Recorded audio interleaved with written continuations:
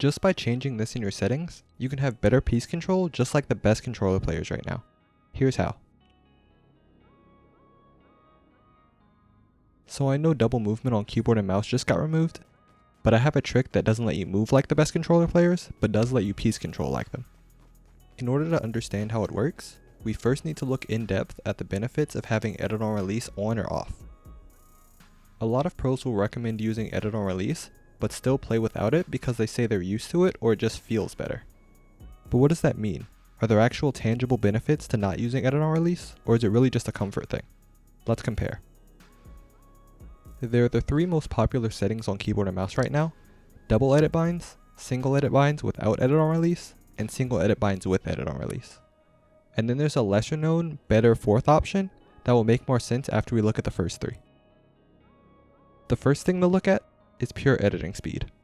To compare speeds, we'll look at the number of keystrokes it takes to complete certain tasks. When we're counting keystrokes, we usually only count the downstrokes, but it takes just as long to release the key, so we need to count the downstrokes and upstrokes to get accurate timings. We'll also compare these keyboard and mouse inputs to a controller player with edit on release.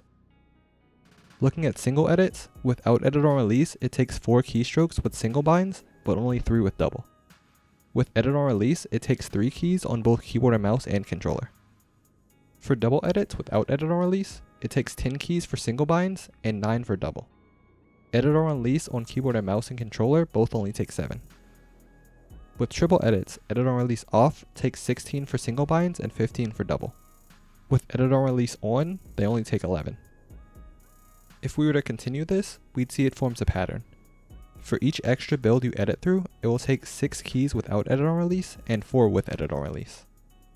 If we look at Raider464 doing this edit course, you can see the difference in keystrokes starts to add up pretty quickly. Okay, but this situation isn't realistic. You're almost never going to be running a full edit course mid-game. So let's look at scenarios when you're building and editing. This is where it gets interesting. Say you want to build a wall between you and your opponent and edit it then box them. With double edit binds, it takes 6 keystrokes to do this, but with single edit binds, even with edit on release, it takes 7. Plus, without edit on release, as soon as you confirm the edit, the next piece turbo builds since you have the mouse held down. Funny enough, a controller actually only takes 5 keystrokes. So for keyboard and mouse in this scenario, double edit binds actually come out on top. But here's where we'll start to look at the fourth option I mentioned earlier. This setup uses single edit binds and edit on release, but sets the place building bind to be different from the select edit bind. In this case, I left select edit as normal left click and changed place building to my side mouse button. This means whenever you're building, you use the side mouse button to place all builds, but left click to do any editing. This allows you to just never release the place building key, so as soon as the edit is confirmed, the next piece is turbo built. It takes some getting used to, but will be more optimal in the long run. This setup is the most optimal in every single scenario possible. Let's look again at boxing the opponent.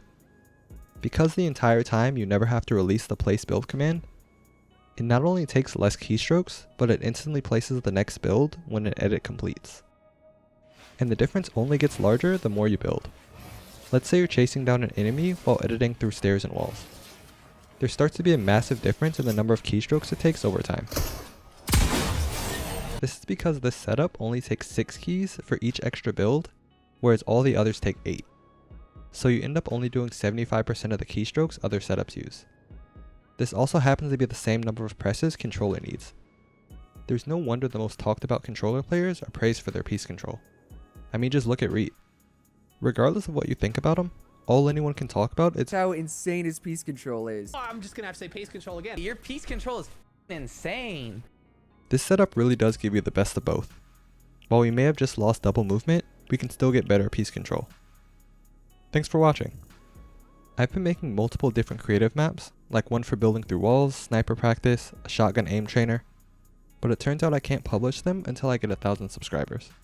I mean, I can't tell you what to do, but if everyone watching did sub, I'd be able to publish the maps. That's all I'm saying.